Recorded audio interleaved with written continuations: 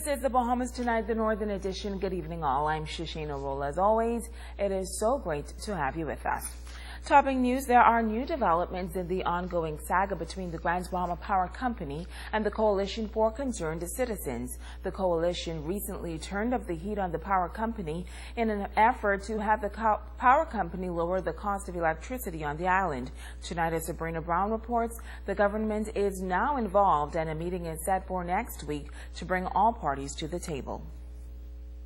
The Coalition for Concerned Citizens took a stand against the Grand Bahama Power Company, following through with the first in what could be a series of voluntary blackouts throughout the island. On Tuesday, residential and business customers turned off their power supply for the day. Some even took part in a Jericho march around the power company. This organized boycott getting the attention of the Minister for Grand Bahama, Dr. Michael Darville. I was at Cabinet and got wind of what really was happening in Grand Bahama. I immediately contacted all the parties involved so that we can get together to discuss this vexing issue as far as power prices on the island of Grand Bahama. There are unconfirmed reports that some 10,000 residents on Grand Bahama may be living without power. While Minister Darville says he cannot substantiate that claim, he admits that the high cost of electricity is a serious issue that is affecting many on this island. As the Member of Parliament for Pine Ridge, yes, there are constituents in Pine Ridge who is out of power. Every time we find out who these constituents are, we work along with Social Service at the Urban Renewal Department and me as the representative to make special efforts to try to get their power as well as their utilities and water back on. So it's a real problem in Grand Bahama. The minister says although the situation is a challenge, the government is working with the power company to address this issue.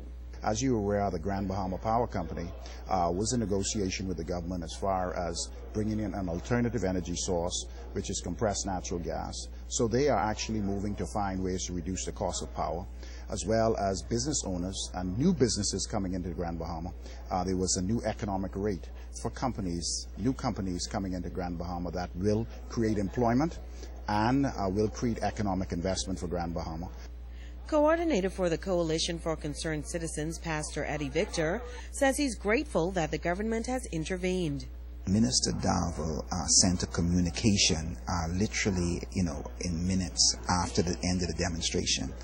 And then subsequently, I got a phone call later saying that he's already put in motion that a meeting would be organized between our coalition along with the Grand Bahama Power Company and also the Grand Bahama Port Authority. We are happy that such a meeting is in place.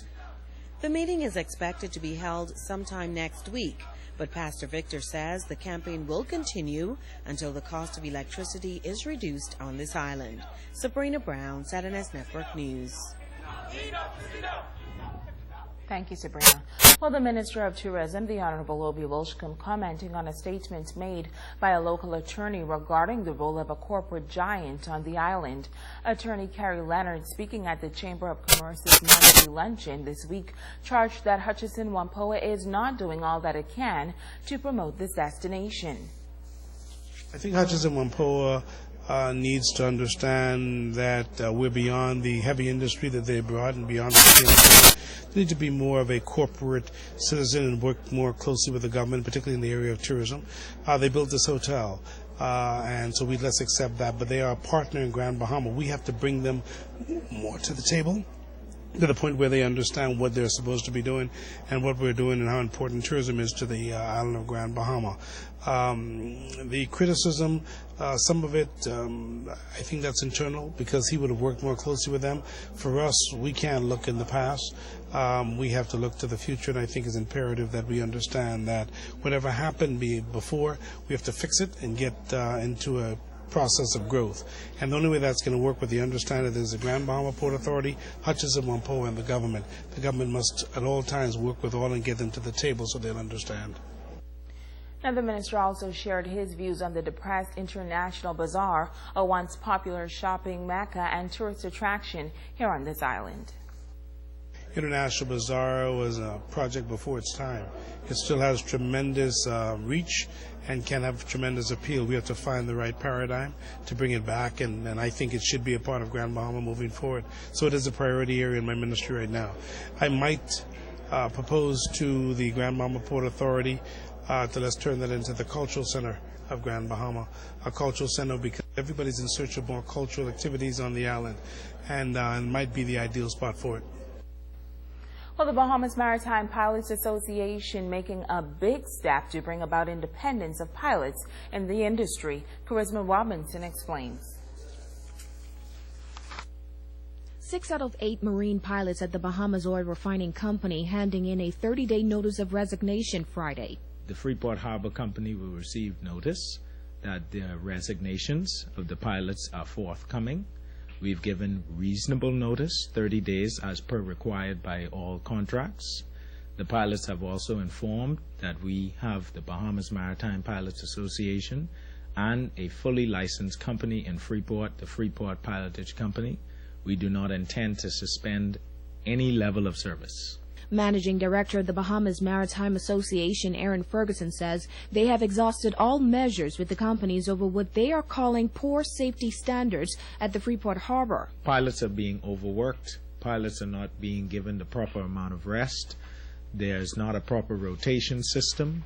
And all of these are things that we are advocating for. There's no mandatory pilotage to the anchorage, and so you would see this week there was an incident at the anchorage. And in October, there were 2 incidents in 1 week. The association wants an international standard of safety, and it says it begins with independence.